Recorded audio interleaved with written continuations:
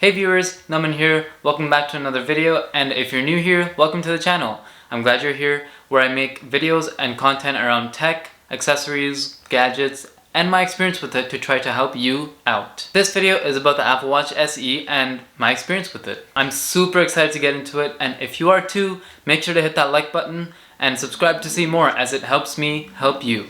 Alright, let's get into it. So the very first Apple Watch released 6 years ago. Can you believe that? 6 years ago?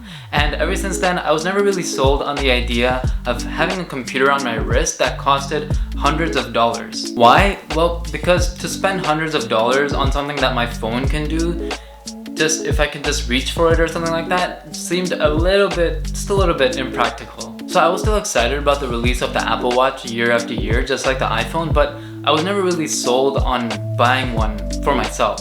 After hearing that, you might be wondering, how or why did this guy get an Apple Watch, right?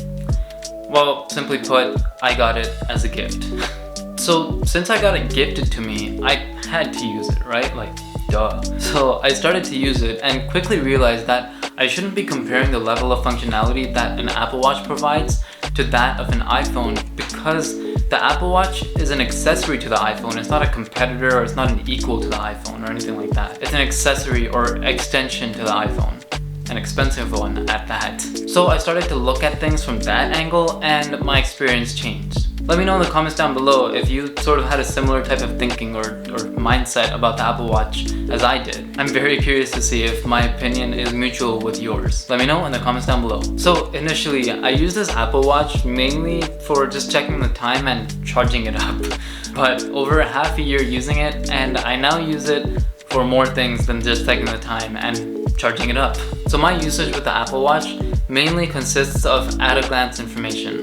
That is, information that I get by just looking at the Apple Watch. So this includes the time, obviously, the weather, any notifications, the date, and sometimes the calculator app, all of which I can access without leaving the home screen or the watch face. I use my Apple Watch also as an alarm clock, replying to messages, taking phone calls, and Apple Pay, which, by the way, is extremely useful nowadays when wearing a mask and you have to like pay for something inside the store or something like that. Extremely useful. Now, before you say anything, I know that there are health features of this watch that are very beneficial to some people, probably a lot of people, but I'm not that guy, to be very frank, at least not yet. So while that is a big part of what the Apple Watch is about, health and fitness, and the features that it provides, I don't really use the features, so there's that. So how does the shift in mindset from being against the Apple Watch to using it every day impact my overall thoughts? Well, I'm happy that I do have it, but if I didn't, then I probably still wouldn't buy one for myself, and I would probably advise others the same. The Apple Watch is not a necessary product to have, especially if you have an iPhone that was released within the last 3 years. One might deem it necessary if they're without their phone for a genuine reason,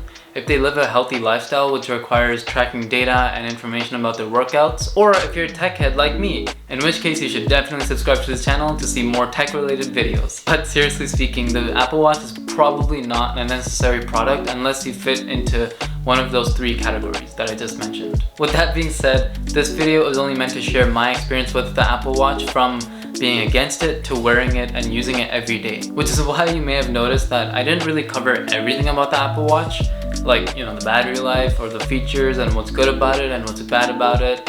So if you do want to see a full review of that, definitely get subscribed, hit that little red subscribe button below, and comment down below what you want to see for a full review from myself about this Apple Watch SE. And hit the bell icon so that you don't miss the full review of the Apple Watch SE when it drops. As for this video, definitely leave a like if you enjoyed, as it helps out tremendously, and comment down below what you think of the Apple Watch SE, and also any other questions or suggestions you may or may not have.